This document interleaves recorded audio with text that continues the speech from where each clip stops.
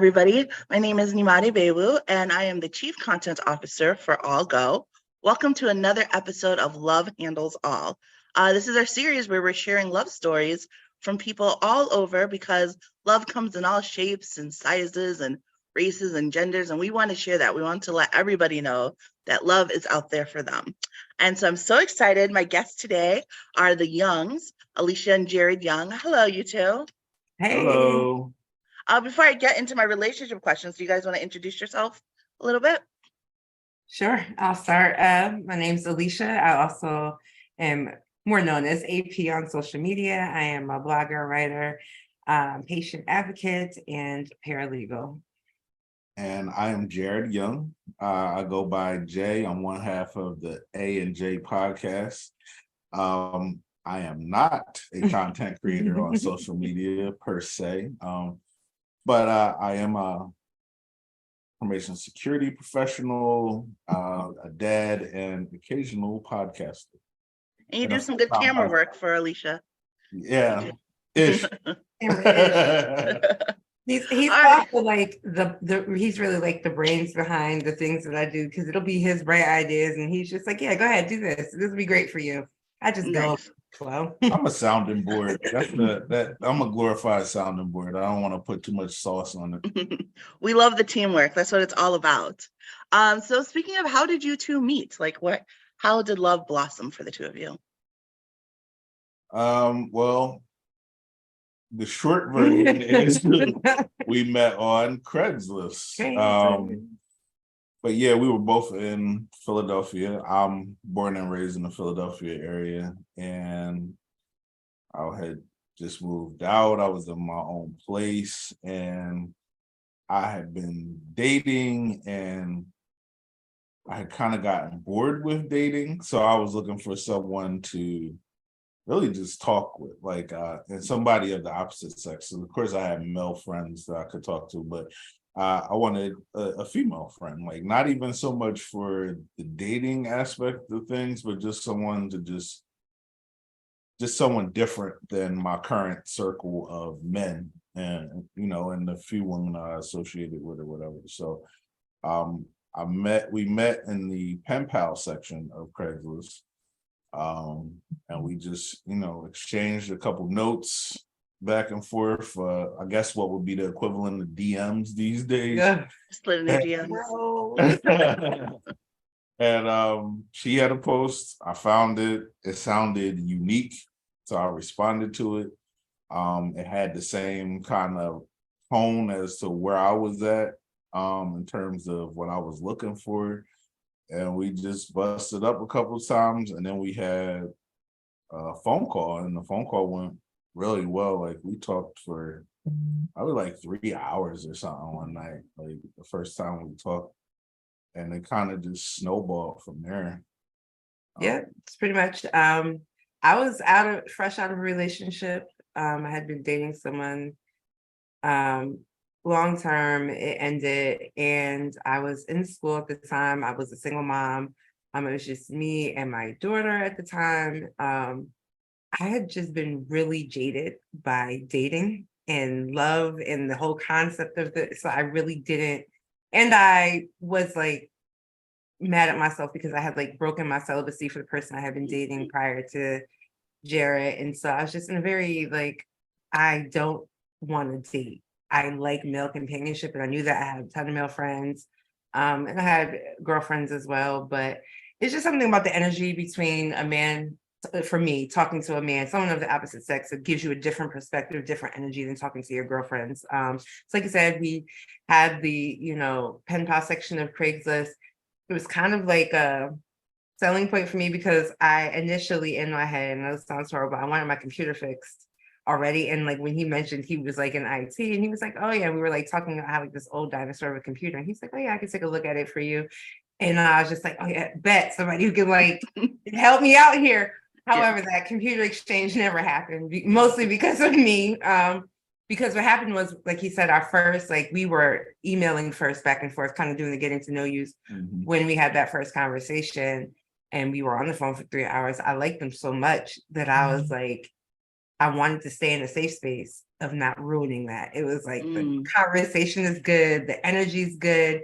And just based on my history, I'm like, I don't want to meet this guy and it's like snowball into something physical. Like I like where we're at, and I liked feeling like this is a safe space. So I kept like, he would make suggestions on like, we can catch up or whatever. Nothing, he wasn't pressed or anything like that. But in my head, I just want to freeze time and keep it safely on the phone and in the DMs, I guess you could say.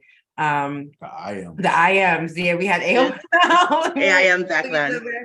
And the thing about it is like I could spend so much time talking to him that like I would go to sleep sometimes with him on the phone. Like that's how much I enjoyed his company. So we delayed actually meeting in person for months. And I actually moved back to Connecticut briefly to take care of some health issues during the time that we had started talking. In his mind, he thought I was just gonna forget about him and wasn't gonna reach out. Not so much forget about me as much as like I knew I didn't want a long distance relationship. I had been in a long distance relationship, and that lasted for like 4 years. I mean, we were in college, right? So that lasted for like 4 years, and then we finished college and we were together like on a day-to-day basis for like 2 years.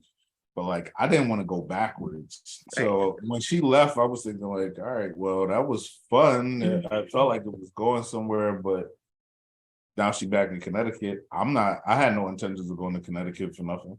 And I really thought like, people will be like, oh, let's stay in touch, I'll keep your number, whatever. And like you be like, all right, on to the next one. Like both I assumed that's just where we both was gonna end up, like just talking to other people, going on with life. And this was just a moment in time. No. But life had other plans. Life definitely had other plans. Basically. I missed him. Like once I had gotten myself like settled, I was back in my hometown. I was back with familiar faces. But I think at that point I had been out of Connecticut for so long. Like Philly was home at that point. So I almost felt like it was regression for me to be there. Like I didn't really want to be there. The dating pool in Connecticut, New Haven was so much smaller than Philadelphia. And when you grow up someplace in a small town, everybody, like, all the kids you went to high school and stuff. So all the guys my age were like guys that didn't want to date.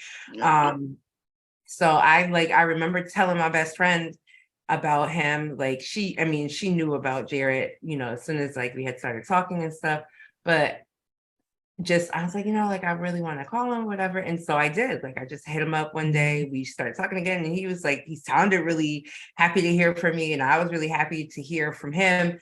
And because at this point, we had never seen each other. And so the, let's exchange pictures thing happened.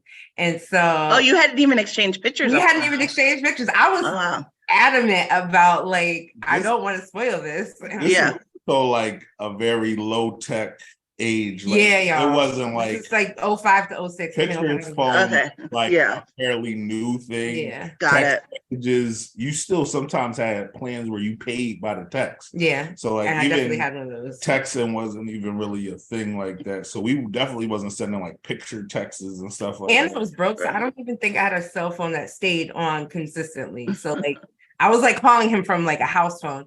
So we finally like exchanged pictures. I'll never forget. He sent me a picture of himself with his ex-girlfriend in it. And I remember being like, I was at my bestie's house. And I'm like, this, like, I was just like, he did that. But in some ways, it was like, all right, I get to see what the competition looks like a little bit. Like I can see what he's into, but I also got to see what he looked like for the first time. I remember it kind of laughed because his voice didn't fit his face to me, like the voice that I heard on the phone. I was just like, okay. And I sent him like a few pictures of me. And honestly speaking, I was definitely nervous about, I had told him I was plus size or whatever. I was nervous about it because I had different experiences dating guys. And I will say Philly is a very, like, for me, my personal experience was fat friendly in terms of dating. Like, guys were like, we love them thick. You know what I mean? We love them big. Those Philly dudes keep swiping. Yeah. Yeah. Connecticut was the complete opposite. So my experience with dating in Connecticut was like, you're the type of girl that like I can like low key, but not out loud. So I had made it a habit of like telling guys, especially meeting under circumstances like this, like I'm big, like, and I don't ever want you to think that I'm any. So I remember going to send him the pictures and being really nervous to send them because it was like, he's going to see me and think I'm too big because I'm like 300 and something pounds at the time.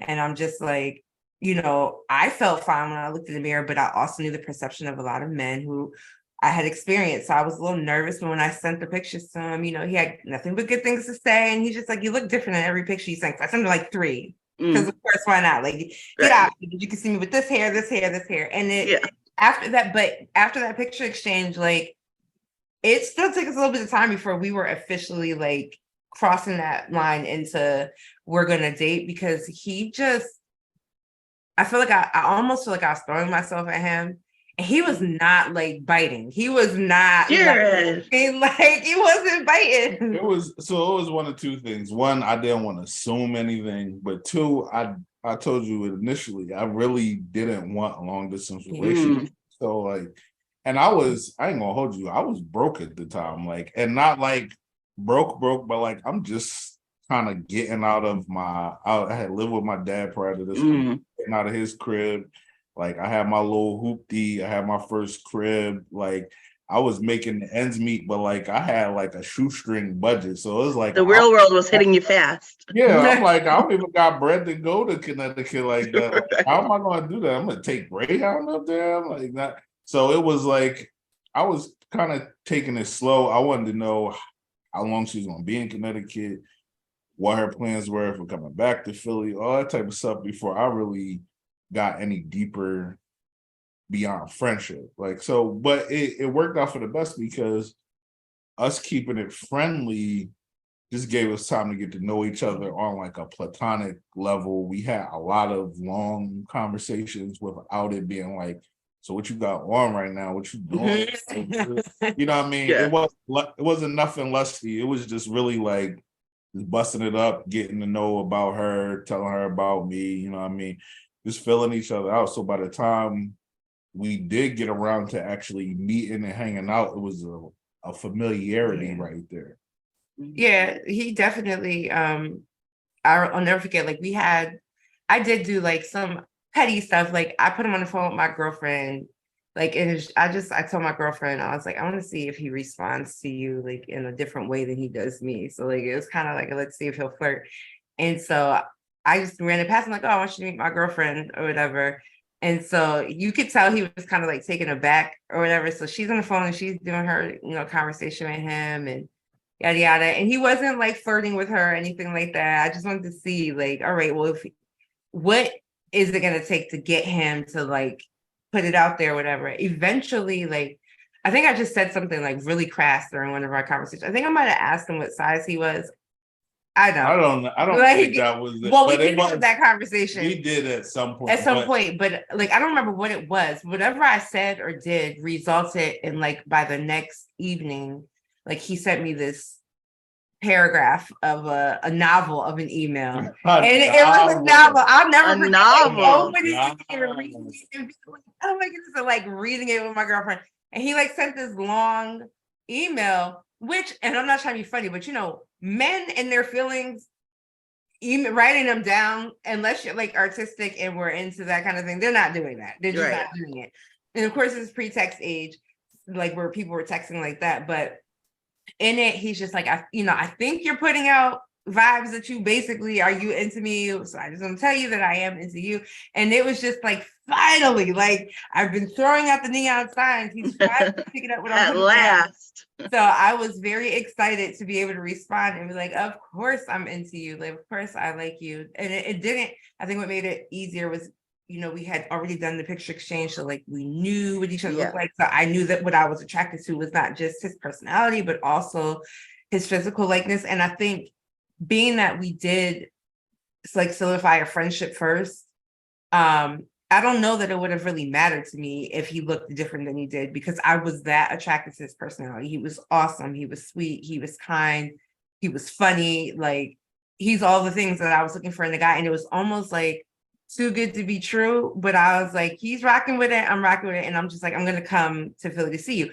So that trip between Philly and Connecticut was not new to me because I was from Connecticut. So like I was used to going back home with my daughter on the train. Like it's a 3-hour ride. So it was nothing. Like I was forever getting like the low tickets on Amtrak because it was like a $50 ticket. Now, if he said he was broke, I was definitely broke because I was jobless at the time. Like I had just come back home, had no real funds besides being on welfare. But I'm like, I'm about to risk it all to go see a man that I really don't know very well. But we ended up, I think after in February of 2006 was like the first time we like met in person. And so I went up there I went back to Philly to go see him. I remember like I had just gotten a phone that had, I think, the capability of sending pictures. Or No, he had bought me a phone. He bought for some But sexting. this was after we had talked, Yeah. and she was making plans to come back to Philly. So like, I can't remember why. It was a candy bar phone. It was it was a flip phone. Oh, I bought you a flip phone with a camera. Yeah. I think I got me a camera phone like right around the same time or whatever. But yeah, I got her a phone, I shipped it to her, and she sent me a picture after she got it or whatever. And we by that point we were like making plans. But like the important part is I wanted to send his picture to everybody. Like in my family, like my friends, like I'm going to Philly to go see this guy.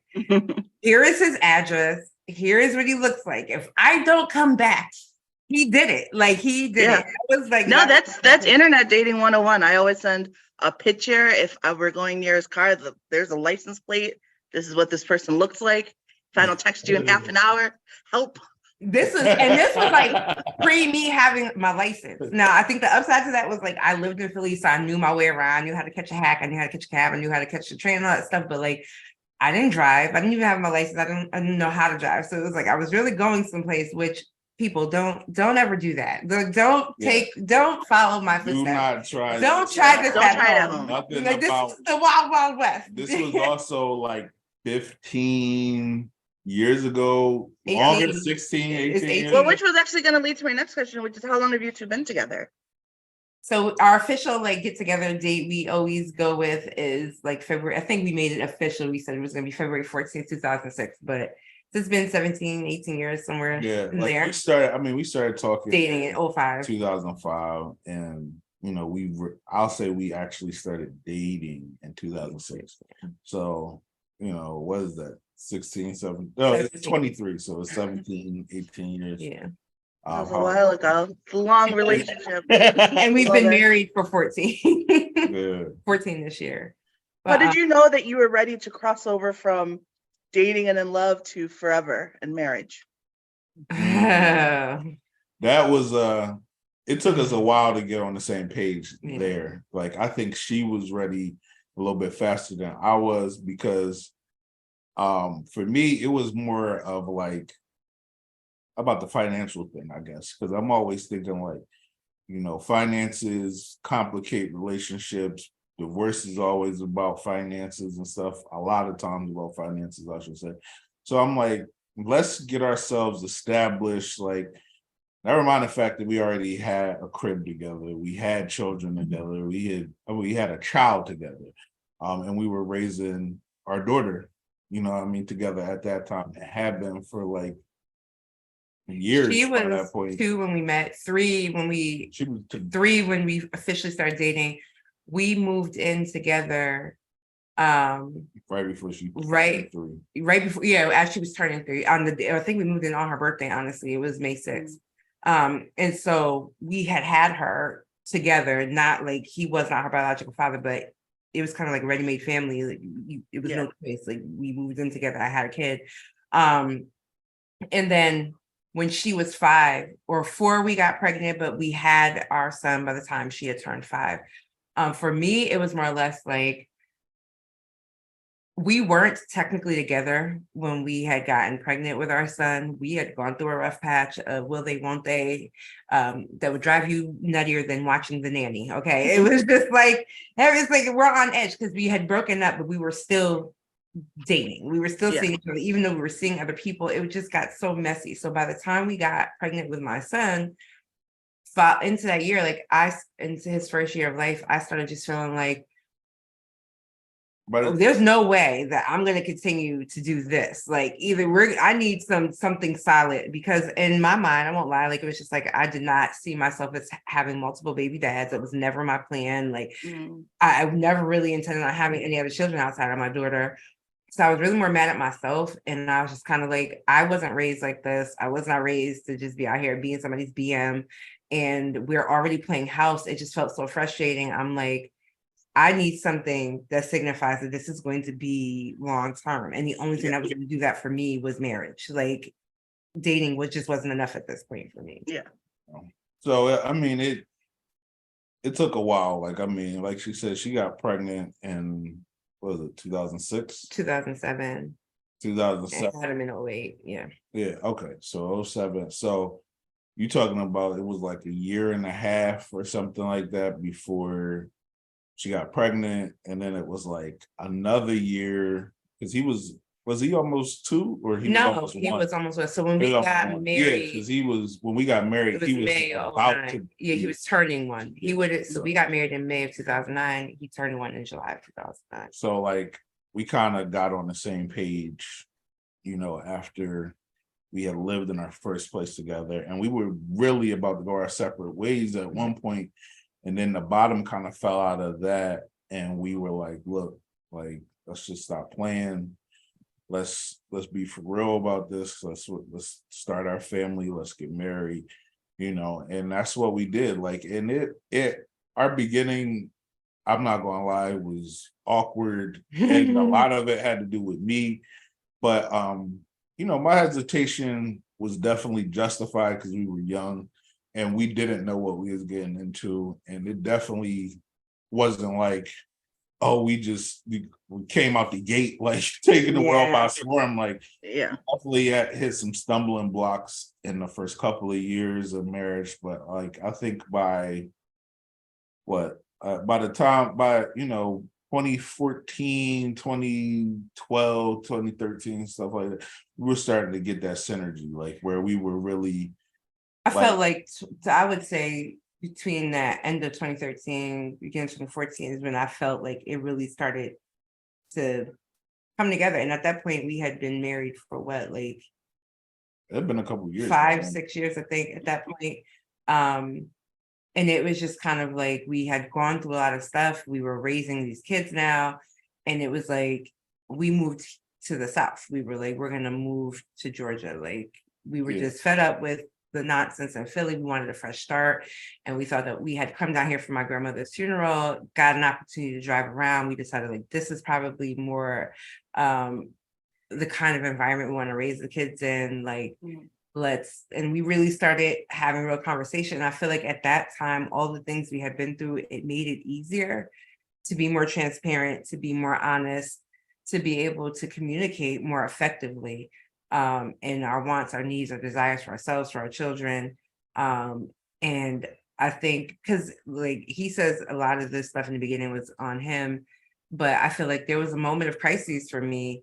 I woke up one day and was just like, I'm 26. Because when we met, I was 20 going on 21.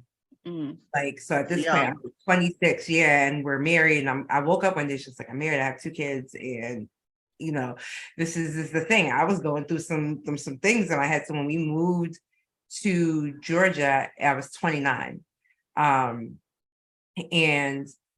I feel like at that cusp of hitting 30, something just snapped into place. It was like all of the things that you thought you were missing out on, or all the things that you thought you didn't do because you had children young and you got married early. Like you really don't want to go back to the streets. Like you don't want to go back to the streets.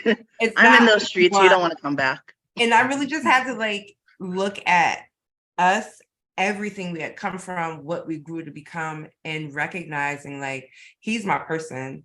Like we had a moment we weren't living in the same home, especially while we were transitioning to moving down here, and how much that kind of almost like rejuvenated things for me. Like I missed him, I missed being around him, I missed our synergy, I missed feeling like I've got my best friend.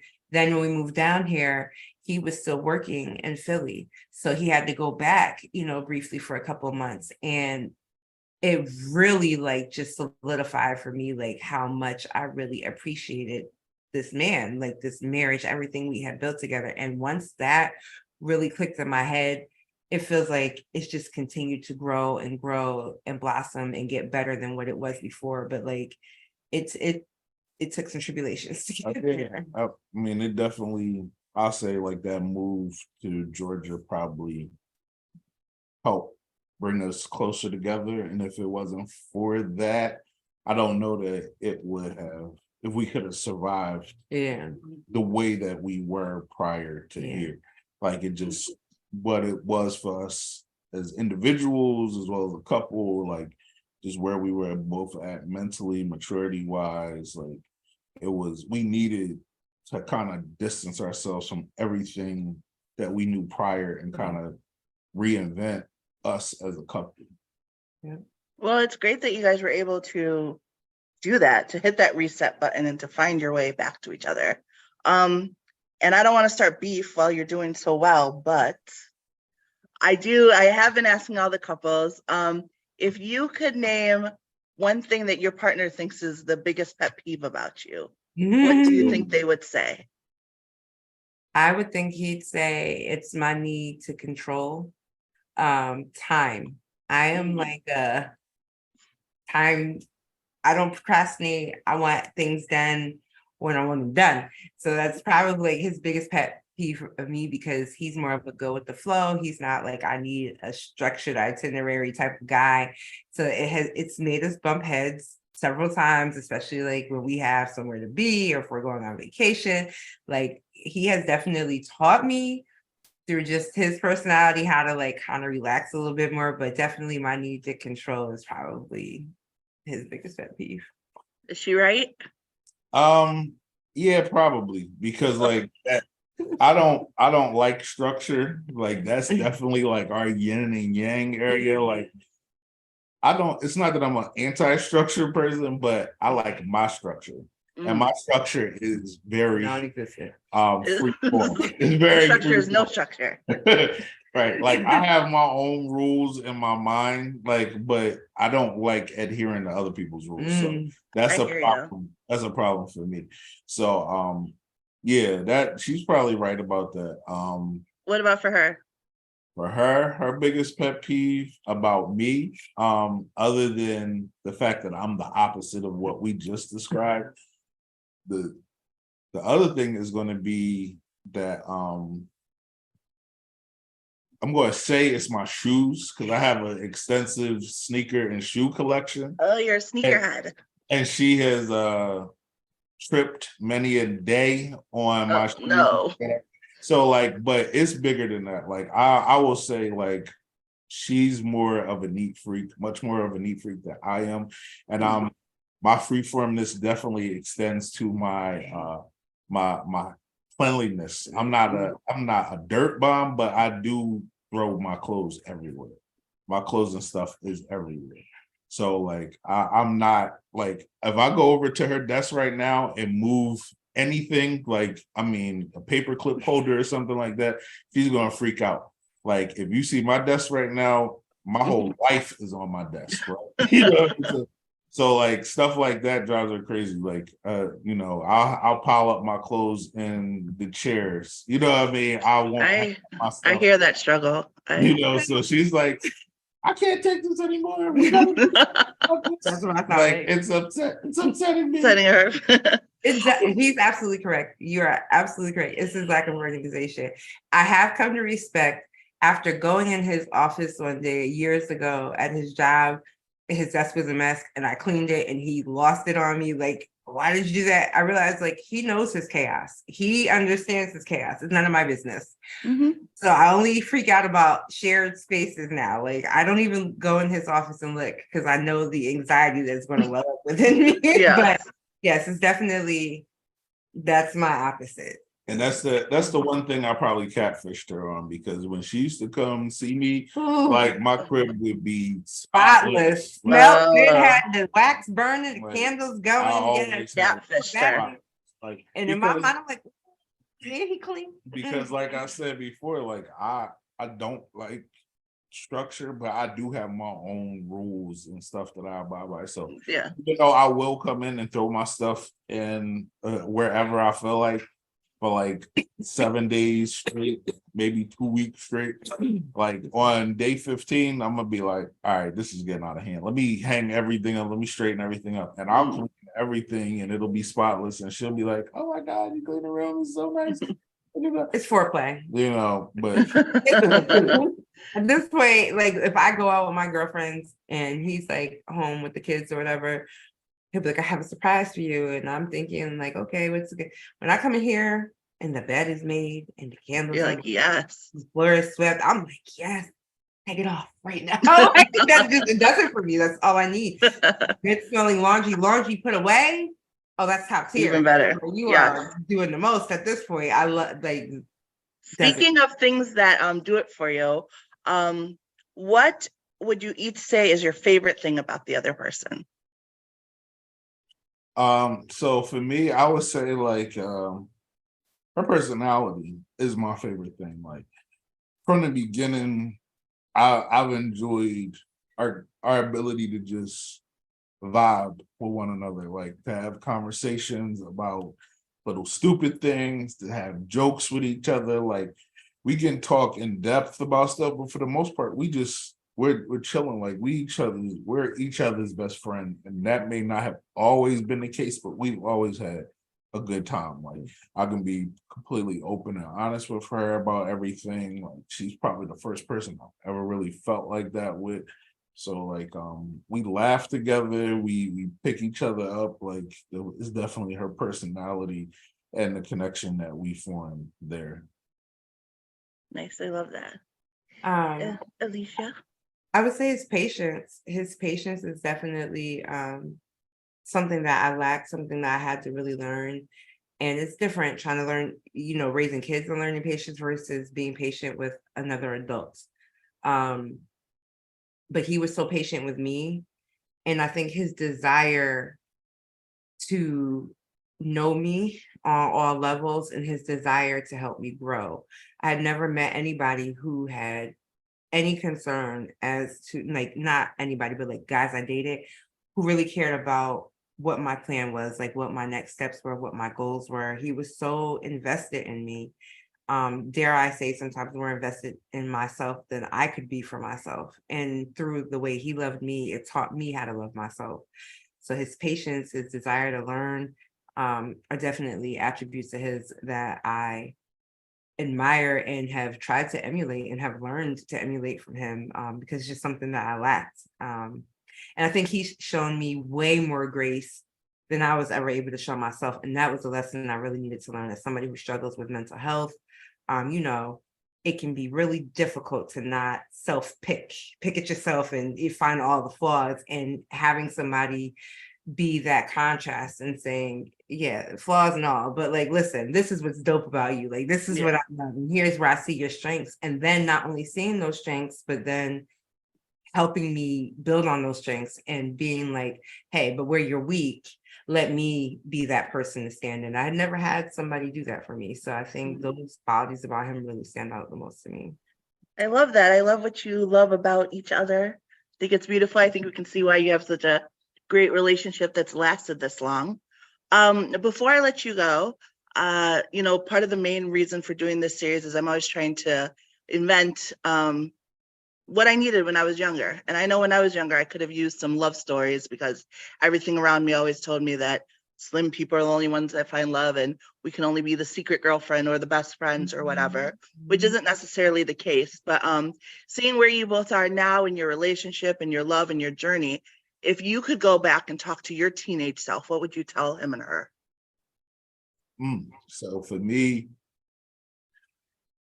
I've always been more introverted, more shy. So I would definitely tell my younger self to take more to be more outspoken. Like it's never, I don't think it's ever held me back from anything, but I think there's more life that I would have experienced if I just would let my personality be bigger. Like I guess is what it is. I've always been trying to be controlled in that regard. That's probably where I'm probably am the most structured and I have the most boundaries. So, and I think it would do more for me in my relationships. I guess I would say like just getting to know more, getting to do more, getting to see more, and not holding myself back. Makes sense. I would go back and tell myself that you are deserving, you're worthy of being loved.